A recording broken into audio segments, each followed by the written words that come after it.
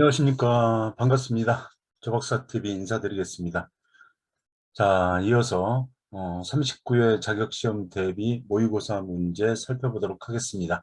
1번, 다음 중 장기요양 급여 대상자에 해당하는 경우는 1번, 결핵으로 치료를 받고 있는 88세 남성, 2번, 국민기초생활보장수급자로 관절염이 있는 70세 남성, 3번, 당뇨병이 있으면서 일상생활이 가능한 80세 남성, 4번, 혈관성 치매가 있는 50세 여성, 5번, 일상생활은 가능하나 귀가 들리지 않는 95세 독거노인.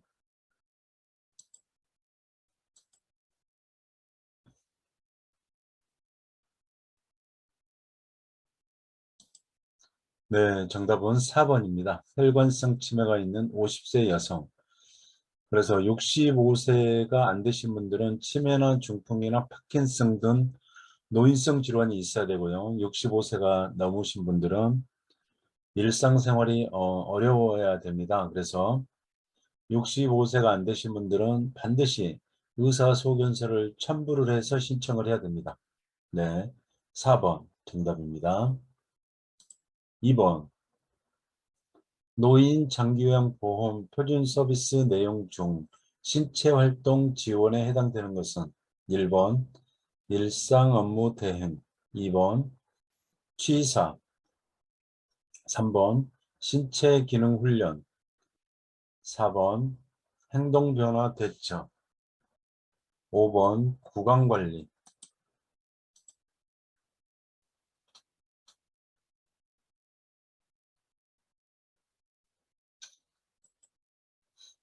네, 신체활동 지원 서비스에 해당되는 것은 5번 구강관리입니다. 구강관리.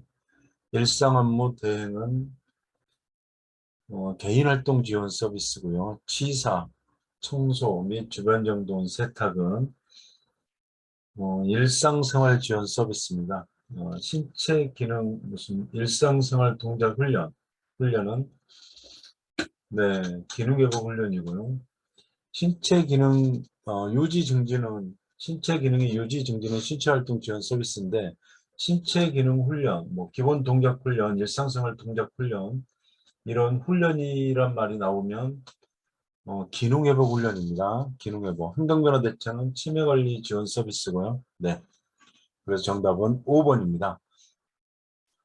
노인 장기요양보험 표준 서비스 그 내용은 우리 요양보사 선생님들이 해야 될 업무 분장표하고 같다라고 생각하시면 되기 때문에 신체활동 지원, 일상생활 지원, 개인활동 지원, 정서 지원, 방문 목욕, 치매관리 지원, 응급 서비스, 시설 환경 서비스 그 내용은 반드시 구분을 해 두셔야 됩니다. 왜냐하면 현장에서 수행해야 될 업무의 내용이기 때문에 그렇습니다. 자, 3번. 방문 목욕과 방문 간호 서비스를 부득이 같이 하게 될 경우 늦게 서비스를 제공하는 기관에서 그 사유를 기록해야 되는데 그 기록하는 서식지는 1번 장기요양 급여 제공 기록지, 2번 장기요양 서비스 이용 신청서, 3번 장기요양 인정서, 4번 방문 간호 일지, 5번 상담 일지.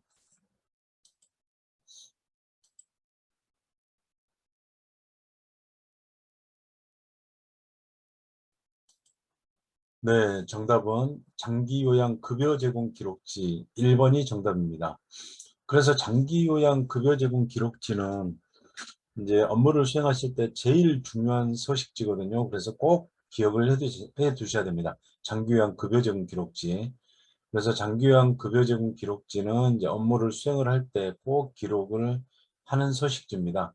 그런데 방문 목욕이나 방문 간호 서비스를 부득이 같은 동일한 시간대에 이제 제공을 할 때는 늦게 서비스를 제공한 기관에서 그 사유를 기록을 해야 되는데 그게 장기요양 급여 제공 기록지입니다. 그래서 여기서 기억을 해 두셔야 될 게 요양보사 선생님들이 사용하는 급여 제공 기록지의 종류인 것은 해가지고 시험에 나오거든요. 그게 장기요양 급여 제공 기록지, 상태 기록지, 사고 보고서, 인수인계서 이 네 가지입니다.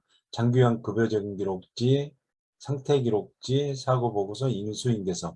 그래서 그 제일 중요한 게 장기요양 시행규칙 별지 서식으로 그 서식을 고치거나 그러면 안 되고 그 내용을 그대로 쓰셔야 됩니다. 그래서 장기 요양 급여 제공 기록지입니다. 1번. 4번. 노인 장기요양보험 표준 서비스 이용 중 정서 지원 서비스 중에서 의사소통 도움에 해당하는 것은 1번 말벗, 2번 격려, 3번 위로, 4번 생활상담, 5번 편지 대표.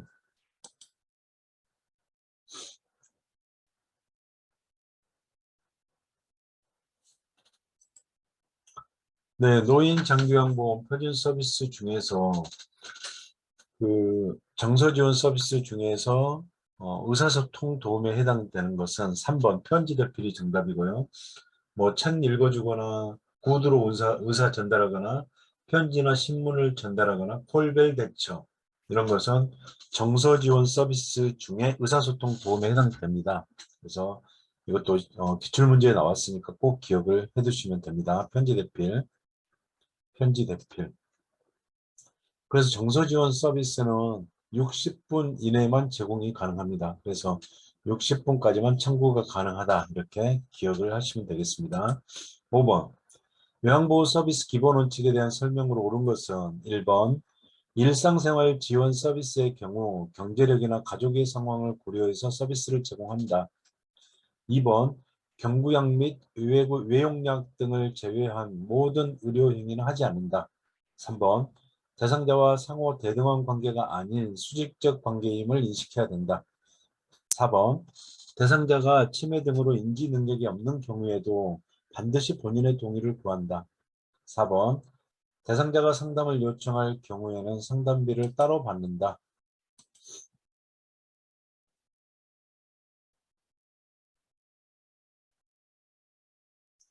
요양보호 서비스 기본 원칙도 시험에 자주 나오니까요. 개념을 정리를 해두시면 되겠습니다. 그래서 하나하나 살펴보겠습니다. 1번. 일상생활 지원 서비스의 경우 경제력이나 가족의 상황을 고려해서 서비스를 제공한다. 경제력에 따라 차이를 하거나 가족의 상황을 고려해서 서비스를 제공하면 안 되겠죠. 그래서 경제력에 따라 다르게 대우하면 차별대우 금지의 원칙, 평등의 원칙에 어긋납니다. 그래서 이거는 틀린 지문이고요. 2번. 경구약이나 외용약을 제외한 나머지 모든 의료행위는 하지 않아야 됩니다.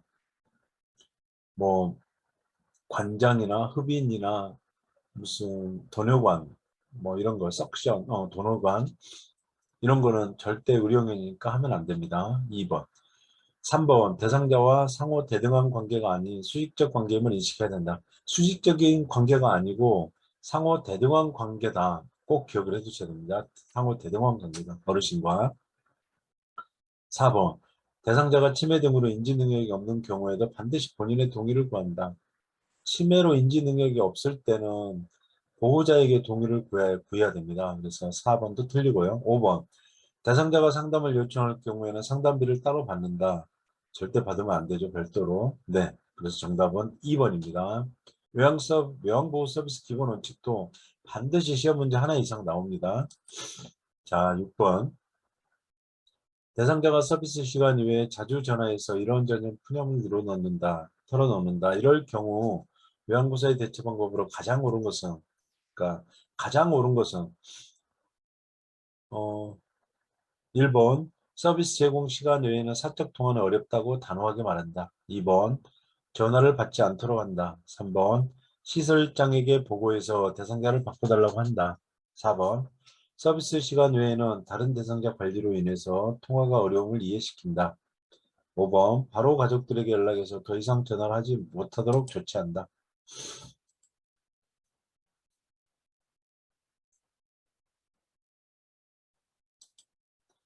네.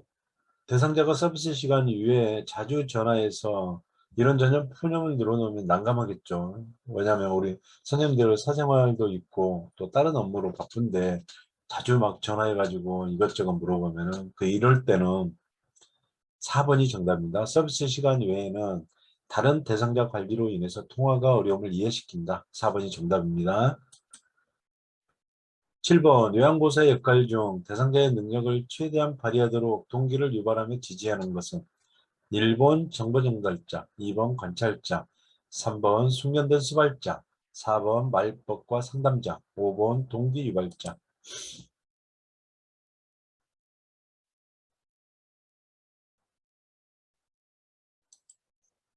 네, 대상자의 능력을 최대한 발휘하도록 동기를 유발하며 지지하는 것은 5번 동기유발자의 역할입니다. 그래서 숙련된 수발자 6가지 역할이 있죠. 숙련된 수발자, 정보 전달자, 관찰자, 말법과 상담자, 동기유발자, 옹호자의 역할 6가지 중에 동기유발자의 역할이 가장 많이 나옵니다. 그래서 꼭 기억을 해 두셔야 됩니다. 동기유발자, 정보 전달자는 어르신의 상태에 대한 정보를 관찰해서 알려주는 거, 의료진이나 가족에게 정보를 전달해 주는 거, 그게 전달자고요. 관찰자는 어르신의 상태를 관찰하는 거, 그 다음에 숙련된 수발자는 지식과 기술을 배워서 어르신의 불편을 경감하는 것, 말법과 상담자는 어르신의 효율적인 의사소통 기법을 배워서 어르신의 그 안위를 신체적, 정서적, 심리적 안위까지 도모해 주는 것, 동기유발자는 대상자의 능력을 최대한 발휘하도록 지지하는 것, 그 다음에 옹호자는 어르신 입장에서 편들어주고 지지해 주는 것, 옹호자의 역할입니다. 그래서 우리 시험 출제 문제에 이 질문에 정답을 암시하는 내용이 나오면 안 되는데 이렇게 나와 있네요. 그래서 그 능력을 최대한 동기를 유발하며 지지하는 것, 여기에 정답이 다 나와 있잖아요. 그래서 그 동기 유발자 쉽게 고를 수가 있고요. 그래서 정신을 바짝 차리고 지문을 잘 읽으면 답이 딱 보입니다. 반짝반짝. 그래서 우리 시험이 결코 어, 아주 쉬운 시험은 아니지만 또 아주 어려운 시험도 아닙니다. 그래서 우리 선생님들 자신감을 가지고, 네. 자, 8번. 다음 중 대상자가 본인 부담 할인을 요구할 때 대처 방법으로 옳은 것은 1번 대가를 받고 할인해 준다. 2번 함께 할인 요구에 노력한다. 3번 그냥 묵살한다. 4번 대상자 가족과 의논한다. 5번 법에 따라 처벌받을 수 있음을 설명한다.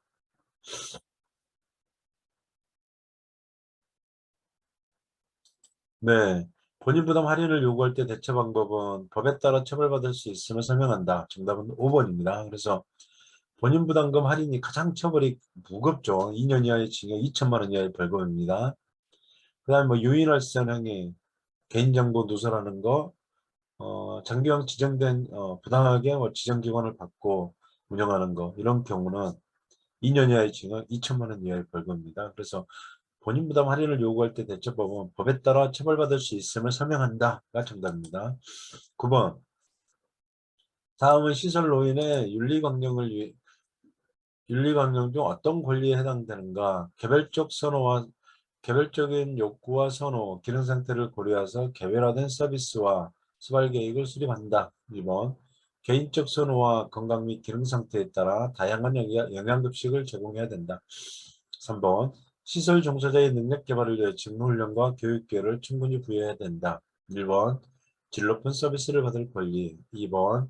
존엄한 존재로 대우받을 권리. 3번. 가정과 같은 환경에서 생활할 권리. 4번. 정보 접근과 자기결정권 행사의 권리. 5번. 시설 내 외부 활동의 참여와 자유에 대한 권리.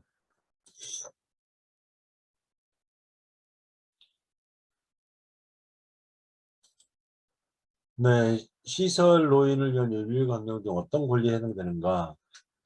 개별적 선호와 욕구, 기능 상태를 고려해서 개별화된 서비스와 수발계획을 수립하고 다양한 영양급식을 제공해야 되고 이렇게 교육을 받고 기회를 충분히 부여돼야 되는 것은 질 높은 서비스를 위한 겁니다. 그래서 이것도 시험에 자주 나오면 꼭 기억을 해 두셔야 됩니다. 왜냐하면 장교육 제도가 14년 이렇게 지나니까 질 높은 서비스에 대한 욕구가 늘어나거든요. 그래서 시험에 우리가 교육을 받고 수면된 수발자의 역할로 어르신을 불편함을 경감하는 것 다 질 높은 서비스와 관련이 있습니다. 시설이지만 일률적으로 제공되는 게 아니라 어르신의 개별화된 서비스 계획을 수립해서 어르신의 욕구에 맞게 서비스를 제공하면 질 높은 서비스가 되겠죠. 그 다음에 그 개인의 선호와 건강 기능 상태에 따라 다양한 영양급식을 제공하는 것도 질 높은 서비스를 위한 것입니다. 그리고 그 종사자의 능력 개발을 위한 직무 훈련과 교육 기회를 부여하는 것도 질 높은 서비스와 관련이 있습니다. 정답은 1번입니다. 10번. 요양보호사가 몸에 감염됐을 때 대처 방법은 1번 병원에 가지 않고 깨끗이 씻어 관리한다. 2번 가려운 증상이 심한 감염원 치료 연고제를 바른다. 3번 요양보호사는 물론 대상자와 온 가족이 치료를 받는다. 4번 요양보호사는 병원에서 치료받지 않아도 된다. 5번 사람에게서 옮기기 때문에 대상자의 친구와 옷 등은 접촉해도 괜찮다.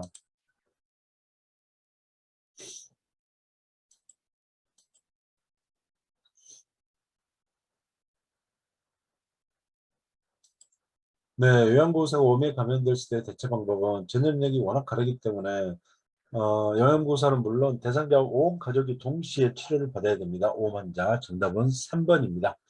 네, 이상으로 간단하게 살펴봤고요. 우리 선생님들 경청해 주셔서 너무 감사드립니다.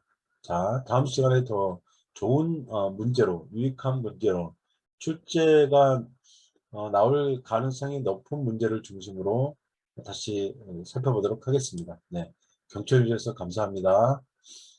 구독, 좋아요, 알림 설정 부탁드립니다. 감사합니다.